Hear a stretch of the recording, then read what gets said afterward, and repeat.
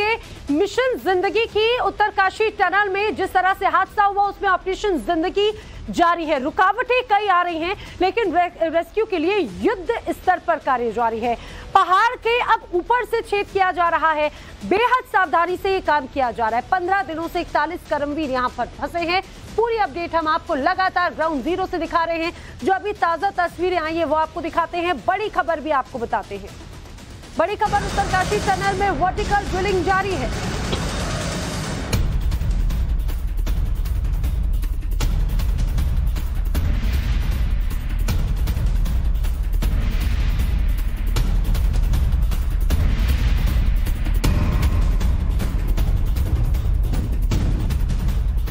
Uttarkashi tunnel में किस तरह से यहाँ पर तमाम रुकावटें आई और उन तमाम रुकावटों को पार करते हुए मिशन जिंदगी का ये ऑपरेशन जारी है। वर्टिकल ड्रिलिंग पर किस तरह से जो बड़ी तैयारियां की गई थी वो तस्वीरें हमने आपको दिखाई।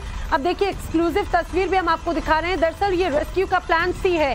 टाइम्स ऑफ भारत पर वर्टिकल ड्रिलिंग की एक्सक्लूसिव तस्वीर बहुत ही सावधानी से हर पहलू पर समझते हुए ये वर्टिकल ड्रिलिंग की जा रही है। ये कितना ज्यादा चैलेंजिंग है समझिए, क्योंकि पहाड़ों पर ड्रिलिंग करना अपने आप में, वो भी ऊपर की तरफ से, वर्टिकल मतलब ऊपर की तरफ से ये ड्रिलिंग हो रही है। वाइब्रेशन यहाँ पर ज्यादा होता है और वाइब्रेशन की वजह से बहुत ज्यादा सावधानी बरतते हुए ये ड्रिलिंग प्रोसेस जो है वो चल रहा है। जब वाइब्रेशन यानी कि कंपन होता है, इसकी वजह से टनल को नुकसान हो सकता है और मलबा दरकने का भी खतरा यहाँ पर बढ़ जाता है। इसीलिए देखिए कैसे वर्टिकल ड्रिलिंग के लिए बाकायदा यहाँ पर मशीन कैसे अलग अलग हिस्सों में ऊपर पहुंचाई गई और अब उसके बाद में वर्टिकल ड्रिलिंग का कार्य शुरू हुआ। अब देखिए यहाँ पर किस तरह से जो तमाम जो रेस्क्यू मेंबर्स हैं वो यहाँ पर मौजूद हैं, ड्रिलिंग कर रहे हैं और ड्रिलिंग जैसे जैसे हो रही है धूल का गुबार उठता हुआ आपको यहाँ पर नजर आ रहा है।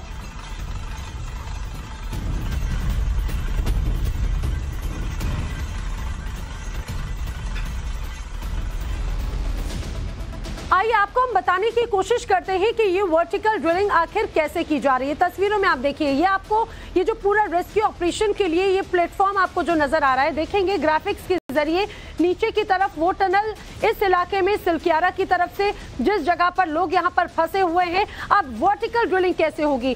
दरअसल वर्टिकल ड्रिलिंग के लिए ये जो मशीन से आप यहाँ पर देख रहे हैं, यहाँ से अब ड्रिलिंग का जो प्रोसेस है वो शुरू हुआ। आपने देखा होगा कई बार हम देखते हैं बिल्कुल जैसे मिक्सर ग्राइंडर की आवाज आती है, पूरे इलाके में वो आवाज उस तरह की गूंज रही है। इधर की तरफ आप देखेंगे यही इसी तरह से अंदर की तरफ जो है वो पूरी खुदाई की जाएगी, ड्रिल की जाएगी और उसके जरिए एक पैसेज क्रिएट किया जाएगा। और माना जा रहा है कि जैसे ही यहाँ पर ये सुरंग जो बन जाती है, एक तरह से जैसे पूरा होल इलाका वहां पर बन जाता है, उसके बाद में फिर रस्सी के सहारे एयरलिफ्ट करने की जो कोशिश है वो यहाँ पर की जाएगी। ये प्लान सी है। आपने इसके पहले भी देखा था सिलकियारा से किस तरह से यहाँ पर हमने वो जो तस्वीरें सामने आई थी, सिलकियारा छोर से करीब 320 मीटर ये आगे की तरफ है। ये सिलकियारा छोर वहां से लगभग 320 मीटर का ये पूरा हिस्सा है, उससे आगे की तरफ ये ड्रिलिंग की जा रही है। वर्टिकल ड्रिलिंग मशीन शाफ्ट से यहाँ पर काम हो रहा है। पहाड़ की ऊंचाई पर बाकायदा रास्ता बनाया गया, किस तरह से वो एक पूरा रास्ता बनाया था वो हमने देखा था। अब इसके बाद में वर्टिकल ड्रिलिंग प्लेटफॉर्म से खुदाई जो है वो की जा रही है, ऊपर से नीचे की ओर ये ड्रिलिंग होगी। बिल्कुल इसी तरह से ये जो आप ग्राफिक्स देख रहे हैं, ये जो आप मशीन घूमते हुए देख रहे हैं, ये जो ब्लेड्स आपको नजर आ रही हैं आगे की तरफ आप देख पा रहे होंगे, इसी तरह से पूरी तरह से ये ड्रिलिंग करके यहाँ पर खुदाई की जा रही है। ऊपर से नीचे की ओर ड्रिलिंग की जा रही है। लेकिन सबसे बड़ा खतरा वो समझिए, सबसे बड़ा खतरा क्या है? सबसे बड़ा खतरा है वाइब्रेशन का। एक्सपर्ट्स बताते हैं कि यहाँ पर जब ये ड्रिलिंग होगी तो इस ड्रिलिंग के साथ में पूरे इलाके में वाइब्रेशन होगा। खासतौर से पहाड़ों के ऊपर बड़ी बड़ी मशीनें हैं और उसके बाद में जब खुदाई होगी वाइब्रेशन कंपन होगी तो उससे क्या हो सकता है? उससे मलबा नीचे गिर सकता है, ड्रिलिंग से टनल का स्ट्रक्चर खराब हो सकता है, ये भी अपने आप में एक डर है। और इन तमाम चीजों को समझते हुए, हर पहलू को समझते हुए यहाँ पर कहीं ना कहीं एक्सपर्ट्स अब उसके बाद में इस पूरे जो ड्रिलिंग प्रोसेस है उसको अंजाम दे रहे हैं। लेकिन ग्राउंड जीरो पर अभी आखिर क्या कुछ चल रहा है, वहां पर तैयारियों की क्या तस्वीरें थी, वो आइए आपको दिखाते हैं। 40 कर्मवीरों को बचाने की जंग लगातार जारी है। प्लान ए टनल में कुछ दिक्कत आने की वजह से उसे रोक दिया गया है। प्लान बी यानी वर्टिकल ड्रिल की तैयारी पूरी हो चुकी है। प्लान बी के तहत ये वर्टिकल ड्रिल है, हम इस समय आपको वो दिखा रहे हैं। ये ड्रिलर है, ये अब 110 मीटर ऊंचे पहाड़ पर पहुंचेगा, जिसके बाद वहां उसकी एक तैयारी के रूप में आज सुबह मशीन को चलाया गया था और ये देखा गया था कि उसमें कितनी कंपन है, ये कितनी वाइब्रेशन हो रही है, कहीं इसका असर नीचे टनल पे तो नहीं पड़ रहा है। इसी प्लान को देखते हुए उसके कंपन को चेक किया गया। कंपन चेक करने के बाद ये पता चला कि वहाँ पर जो वाइब्रेशन है उसकी जो संख्या है वो इतनी ज़्यादा नहीं है जिसकी वजह से कोई नुकसान नीचे पहुँच सके। आप देखिए वर्टिकल ड्रिलिंग के ये जो ड्रिलर्स हैं, इसकी जो लंबाई है वो 170 फीट लंबाई है। इसके 3 से 4 ड्रिलर ऐसे ऊपर पहुंचाए जाएंगे जिनका वज़न बेहद ज़्यादा है। आने वाले समय में ये देखने वाली बात होगी कि ये वर्टिकल ड्रिल कितने दिनों में एक नई खुशखबरी के साथ उन 41 कर्मवीरों को नीचे से ऊपर अपलिफ्ट कर पाता है। Abhishek Sinha, Times of Bharat, Uttarkashi, Silkyara tunnel. तो आपने देखा ये वो मशीन जिनके जरिए अब ये पूरा ड्रिलिंग प्रोसेस जो है वो शुरू हो चुका है। कुछ देर पहले की अभिषेक सिन्हा ने वो रिपोर्ट भेजी थी। बरखा शर्मा उत्तरकाशी से, जहां पर ये पूरा रेस्क्यू चल रहा है, वहां से हमारे साथ में, उनके साथ में अभिषेक भी मौजूद हैं।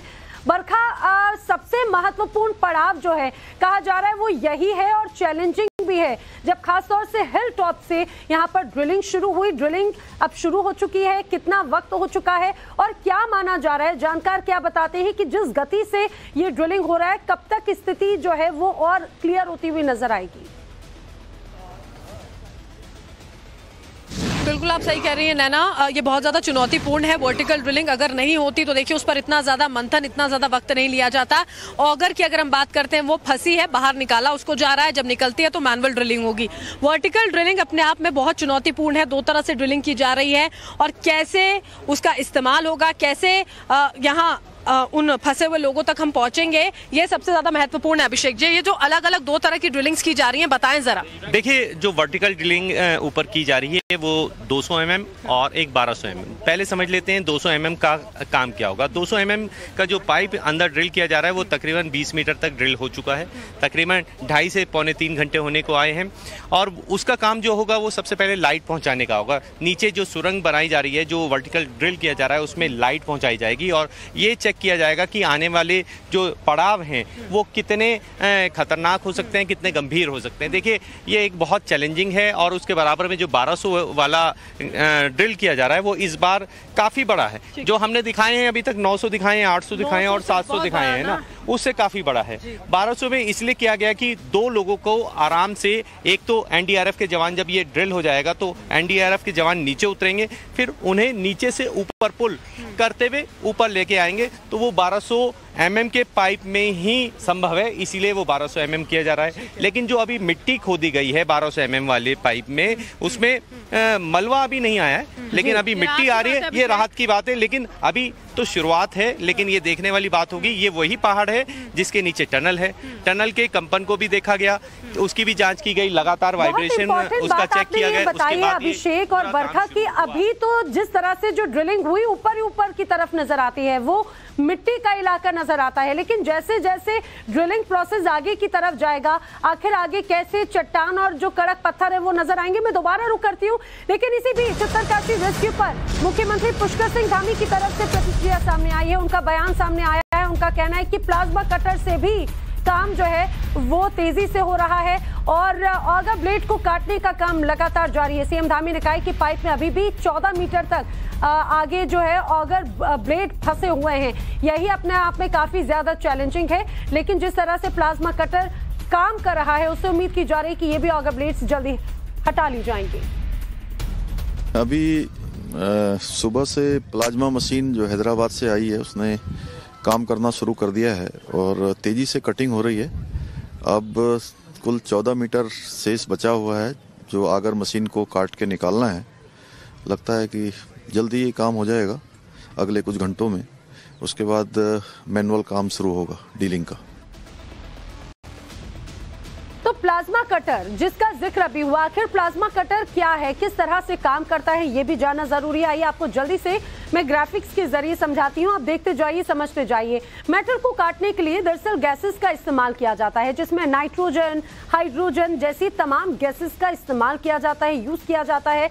ऑक्सीजन, ऑर्गन गैस का भी इस दौरान इस्तेमाल होता है। बताया जाता है कि इन सभी गैसेस के मिक्सचर को प्लाज्मा कहा जाता है और प्लाज्मा की गर्मी से मेटल को पिघलाने का प्रोसेस होता है। मेटल को जैसे ही पिघलाया जाता है, पिघलाकर ये कटर मशीन जो है उन्हें काटने का काम करती है। इसी वजह से इसमें एक लंबा वक्त जरूर लग जाता है, लेकिन फिर भी माना जा रहा है कि काफी हद तक यहाँ पर जरूर राहत मिलती हुई नजर आती है। बरखा और अभिषेक लगातार हमारे साथ में बने हुए हैं।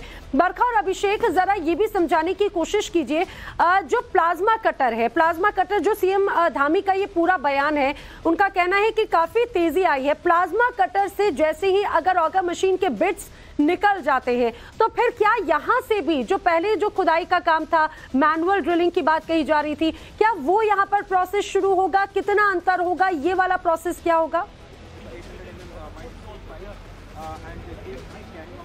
बिल्कुल, देखिए मुख्यमंत्री पुष्कर सिंह धामी ने इस बात का जिक्र यहाँ पर किया था नैना कि प्लाज्मा कटर का इस्तेमाल जो है वो यहाँ पर किया जाना है। ऑगर फंसी हुई है, निकालने का प्रयास जो है वो जारी है। देर रात को करीब 2:30 से 3 बजे के वक्त में प्लाज्मा कटर हैदराबाद से यहाँ पर पहुंचा था। काम तेजी से इसलिए जारी है क्योंकि 15 दिन बीत चुके हैं नैना। अभिषेक, प्लाज्मा कटर का अब आखिरकार 15वें दिन इस्तेमाल इसलिए करना पड़ रहा है क्योंकि कोई और स्कोप बचा ही नहीं है अभी फिलहाल। किस तरह से वो काम कर रहा है, कहाँ पहुंचे हैं? देखिए, प्लाज्मा कटर की अगर हम बात करते हैं तो गैस कटर के मुकाबले वो चौगुना यानी 4 गुना तेज है। यानी अगर गैस कटर 1.5 मीटर 1 घंटे में करता है तो वो 4 से 4.5 मीटर तक करता है और इसका उपयोग सुबह से शुरू हो गया है। तब जब उपयोग शुरू हुआ तब 18 मीटर बचा था। अभी जो सूचना आ रही है 1 घंटा हो चुका है इस काम को करते हुए, 14 मीटर बचा पाए। 14 मीटर का जो सफ़र है ये तकरीबन 4 घंटे के आसपास, अगर सब कुछ ठीक रहा, प्लाज्मा कटर में अगर कोई दिक्कत नहीं आई तो 4 घंटे अप्रोक्स माना जा रहा है। अब उसकी बाद हम बात करते हैं कि जब ऑगर मशीन को बाहर निकाल लिया जाएगा तो उसके बाद क्या होगा, ये बड़ा सवाल है। उसके बाद मैनुअल ड्रिलिंग का काम शुरू किया जाएगा।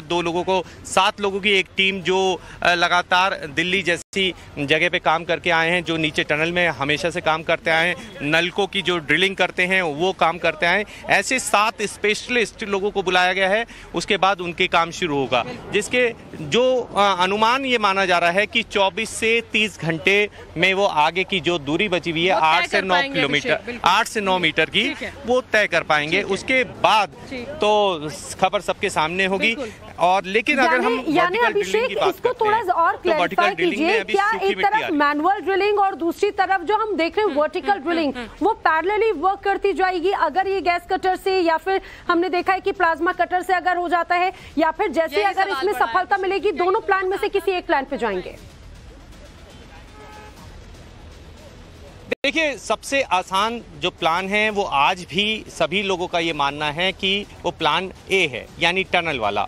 उसमें लगातार काम तेजी के साथ किया जा रहा है। अगर कोई बड़ी परेशानी ना आए, इसको नज़र में ध्यान में रखते हुए ऊपर वर्टिकल का प्लान शुरू किया गया था। वाइब्रेशन को आज चेक किया गया, प्रॉपर वाइब्रेशन चेक किया गया। जब वाइब्रेशन का उन्हें हरी झंडी मिलती है नीचे से कि वाइब्रेशन उतना नहीं आ रहा है जितना कि नीचे ऑगर मशीन का आ रहा था, तो उसको देखते हुए दोबारा से वर्टिकल प्लान शुरू किया गया।